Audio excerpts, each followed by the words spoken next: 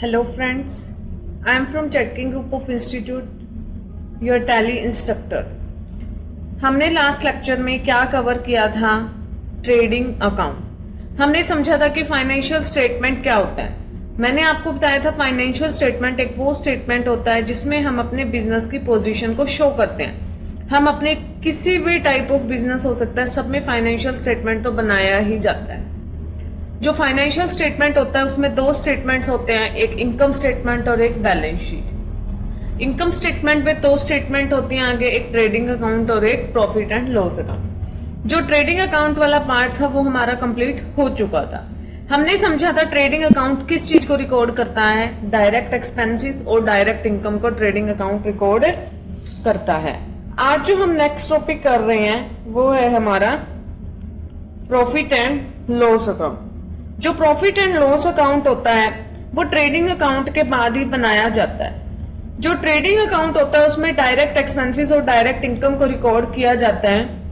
Direct expenses जब किसी business के ज्यादा होते हैं तो ग्रोस लॉस आता है।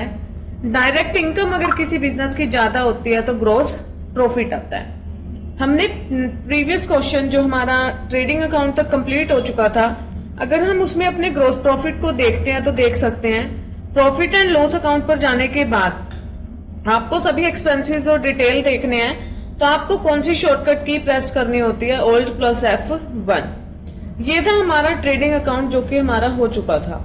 आज जो हमारा टॉपिक होना है वो है प्रॉफिट एंड लॉस अकाउंट। देखिए आपको यहाँ पर ग्रोस प्रॉफिट शो हुआ कितना, 18,800 रुपीज। जैसे ये बैलेंस आता है तो इसको कैरी डाउन करते हैं। आगे कोई transaction profit and loss account की नहीं थी तो सारा का सारा ये नेट प्रॉफिट मान लिया गया है।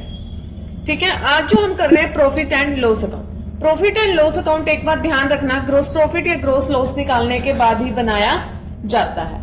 कहते हैं हम जो ट्रेडिंग अकाउंट बनाते हैं उसमें हम फैक्ट्री के डायरेक्ट एक्सपेंसेस और डायरेक्ट इनकम को रिकॉर्ड कर रहे थे, लेकिन बिजनेस में तो क्या सिर्फ माल बनाया जाएगा? नहीं, माल बनाने के साथ साथ माल को सेल भी किया जाता है। तो कहता है व्यापारिक जो होता है, व्यापार जो होता है, बिजनेस जो होता है, उसमें जब ट्रेडिंग अकाउंट से आप ग्रोस प्रॉफिट और ग्रोस लॉस निकाल चुके हो, कैलकुलेट कर चुके हो, तो हर एक बिजनेसमैन ये जानने में इंटरेस्टेड होता है कि उसके बिजनेस में नेट प्रॉफिट एक साल के अंदर कितना हुआ।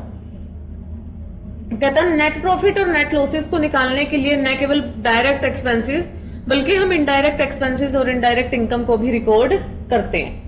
जब हम अपने बिजनेस में इनडायरेक्ट एक्सपेंसेस और इनडायरेक्ट इनकम को रिकॉर्ड कर लेते हैं तो हमारे बिजनेस के कुछ नेट प्रॉफिट और नेट लॉसेस का हमें पता चल जाता है। जब हमें करंट ईयर के नेट प्रॉफिट और नेट लॉसेस का पता चल जाता है तो हम उसको प्रीवियस ईयर का भी हमें कैलकुलेट किया होगा, तो हम दोनों ईयर का आपस में कंपैरिजन कर सकते हैं। जब हम 2 ईयर्स का नेट प्रॉफिट और नेट लॉसेस को कंपेयर कर रहे हैं, मान लीजिए हमें पता चलता है कि पिछले साल के प्रॉफिट से हमारे इस साल के प्रॉफिट क्या हुए, ज्यादा हुए, तो जो जितने भी प्रॉफिट हमारे जिन रीजंस की वजह से ज्यादा हो रहे हैं उनका हमें पता चल जाता है। फिर हम उन पर ही फोकस करेंगे और हमारे बिजनेस में और भी ज्यादा प्रॉफिट हो जाएगा।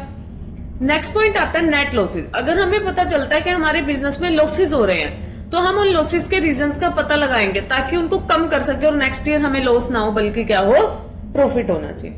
नेक्स्ट पॉइंट आता है कि अगर हम profit and loss account prepare करते हैं तो हमारे एक्सपेंसेस पर हम कंट्रोल कर सकते हैं। एक्सपेंसेस पर कंट्रोल कैसे कर सकते हैं आप लोग? जब आपको पता चलेगा कि आपके बिजनेस में लॉसेस क्यों हो रहे हैं, एक्सपेंसेस की वजह से। जब आपको अपने बिजनेस के एक्सपेंसेस ही पता चल जाएंगे तो आप उन एक्सपेंसेस को कंट्रोल करने पर फोकस करेंगे। जब आप उनको कंट्रोल करने पर फोकस करेंगे तो आपके बिजनेस के लॉसेस ऑटोमेटिकली कम होते चले जाएंगे। नेक्स्ट आता है कि जब अगर आपके पास प्रॉफिट एंड लॉस होगा तभी आप फाइनेंशियल स्टेटमेंट मतलब कि बैलेंस शीट को बना सकते हैं। अगर आपके पास प्रॉफिट और लॉसेस ही कैलकुलेट होकर नहीं आए तो आपको अपने बिजनेस की फाइनेंशियल पोजीशन का पता नहीं चल सकता। प्रॉफिट एंड लॉस अकाउंट को बनाने के लिए सबसे पहले आपको क्या आना चाहिए, ग्रोस प्रॉफिट और ग्रोस लॉस। जब आपके पास ग्रोस प्रॉफिट और ग्रोस लॉस होगा उसके बाद ही आप सभी इनडायरेक्ट एक्सपेंसेस को अपने बिजनेस में रिकॉर्ड करेंगे। ट्रेडिंग अकाउंट और प्रॉफिट एंड लॉस अकाउंट का डिफरेंस क्या रहता है? वहां से हमें ग्रोस प्रॉफिट ग्रोस लॉस का पता चल जाता है, यहाँ से हमें प्रॉफिट एंड लॉस अकाउंट से हमें नेट प्रॉफिट और नेट लॉसेस का पता चलता है। ट्रेडिंग अकाउंट में हम opening stock, closing stock, direct expenses and direct expenses record करते हैं, बट यहाँ पर स्टॉक को इंक्लूड नहीं किया जाता। नेक्स्ट पॉइंट क्या आता है? Trading account profit and loss account पर डिपेंडेंट नहीं है। Profit and loss account trading account पर डिपेंडेंट है। अब हम क्या कर रहे हैं, प्रॉफिट एंड लॉस अकाउंट को प्रैक्टिकल क्वेश्चन कर रहे हैं। जितने भी इनडायरेक्ट एक्सपेंसेस होंगे वो क्या रहेंगे, हमारे डेबिट। इनडायरेक्ट एक्सपेंसेस डेबिट होंगे। जो भी हमारे बिजनेस में इनडायरेक्ट इनकम हो रही होगी वो क्या होगी, क्रेडिट होना चाहिए। तो सबसे पहले देखिए आपको क्या करना है, जितने भी इनडायरेक्ट एक्सपेंसेस हैं उनको हम रिकॉर्ड कर रहे हैं। आपको अकाउंटिंग वाउचर्स पर जाना है। अकाउंटिंग वाउचर्स पर जाने के बाद हमारा ग्रॉस प्रॉफिट तो क्वेश्चन का आया ही हुआ था, तो सबसे पहले मैं आपके इनडायरेक्ट एक्सपेंसेस को रिकॉर्ड करवा रही हूँ। ऑल्ट सी करके मेरे को क्वेश्चन में दिया हुआ है ट्रेड एक्सपेंसेस हुए हमारे बिजनेस में। जब हमारे बिजनेस में ट्रेड एक्सपेंसेस हुए तो हम उसका लेजर, वैसे भी हम प्रॉफिट एंड लॉस अकाउंट बना रहे हैं तो सभी के सभी एक्सपेंसेस कौन से होंगे, आपके इनडायरेक्ट ही होंगे। ट्रेड एक्सपेंसेस कितने का होता है आपका, 10,000 का। कैरियज ऑन सेल, ओल्ड सी किया, carriage on sales account. Carriage on sales आपका कितना होता है, 50,000। ऑफिस सैलरीज, ओल्ड सी किया आपने, ऑफिस सैलरीज अकाउंट। आपकी ऑफिस सैलरीज कितनी हुई, 79,000। पोस्टेज 3,600। ऑफिस रेंट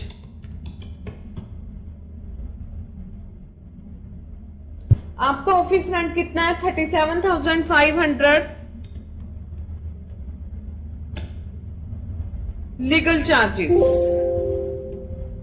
जितने भी हमारे ट्रेडिंग अकाउंट के बाद जो एक्सपेंसेस होते हैं वो सारे इनडायरेक्ट ही होते हैं, इसलिए मेरे सभी लेजर्स इनडायरेक्ट एक्सपेंसेस में ही आ रहे हैं। Audit fees,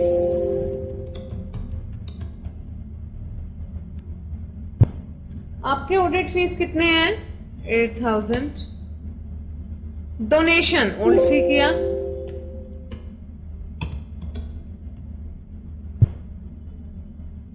5500। Sundry expenses,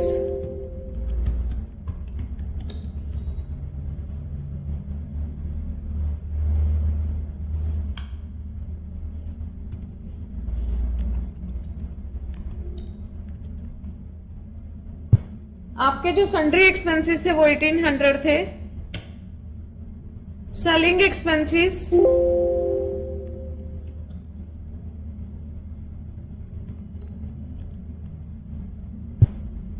selling expenses जो थे हमारे 26,600।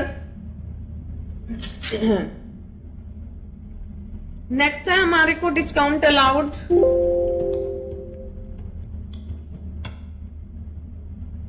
हमने डिस्काउंट कितने का दिया है, 15,000 का। लाइटिंग ओल्ड से किया,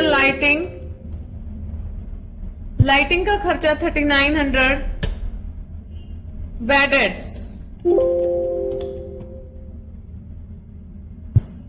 6,000। Interest on loan,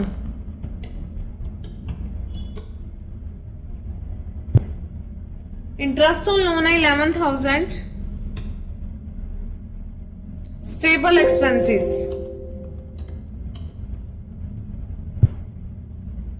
stable expenses कितने हैं हमारे, 7,000। Export duty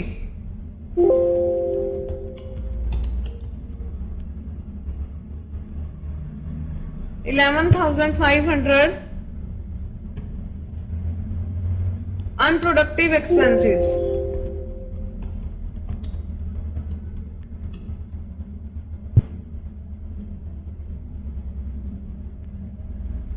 $20,500।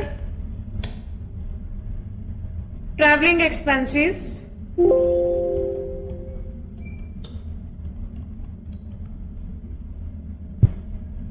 $12,500। ये हमारे सभी एक्सपेंसेस क्या हो चुके हैं, इनडायरेक्ट एक्सपेंसेस में हमने रिकॉर्ड कर लिए हैं। इसके बाद जो अब हमें रिकॉर्ड करना है, देखो ग्रॉस प्रॉफिट हमें रिकॉर्ड नहीं करना है, वो अपने आप ब्रोट डाउन हो जाएगा, कैरी डाउन हो जाएगा, वो हमारा काम नहीं है। अगर हम नोटबुक पे क्वेश्चन करते हैं तो ग्रॉस प्रॉफिट को ब्रोड डाउन कैरी डाउन करना हमारा वर्क रहता है, बट अगर हम टैली में क्वेश्चन, मैंने बताया था कि उसमें कोई वर्किंग नहीं रहेगी हमारी। ग्रॉस प्रॉफिट को काम करने पर, ग्रॉस प्रॉफिट को कैलकुलेट करने पर हमारी कोई भी वर्किंग नहीं है। अब हमने F5 की सभी एंट्रीज को रिकॉर्ड कर लिया है। अब हम किसकी एंट्रीज को रिकॉर्ड कर रहे हैं? F6 की, यानी कि रिसीट्स की।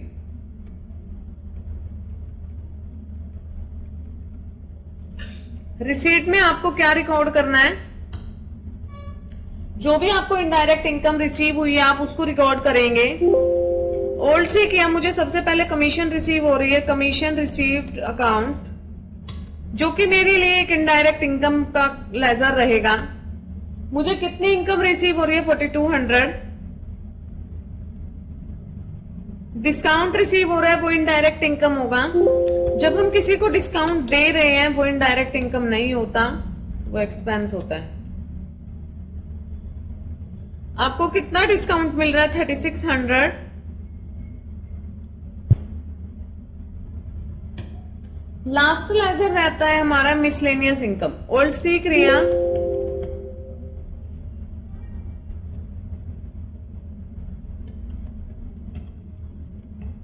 मिसलेनियस इनकम भी एक इनडायरेक्ट इनकम ही होता है। हमें मिसलेनियस इनकम कितनी रिसीव हुई? 2500। ये सारी की सारी हमारी F5 और F6 की एंट्रीज रिकॉर्ड हो चुकी हैं, यानी कि प्रॉफिट एंड लॉस अकाउंट पूरा हो चुका है हमारी तरफ से।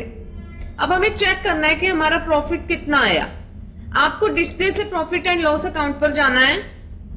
Alt F1 आप प्रेस करेंगे तो देखिए आपको जो भी इनडायरेक्ट एक्सपेंसेस हेड में मैंने एंट्रीज को एंटर किया था सभी की सभी आपको शो हो रही हैं। ऐसे ही आपको नेट इनकम में मैंने तीन इनडायरेक्ट इनकम में मैंने 3 एंट्रीज की थी तो तीनों शो हो रही हैं।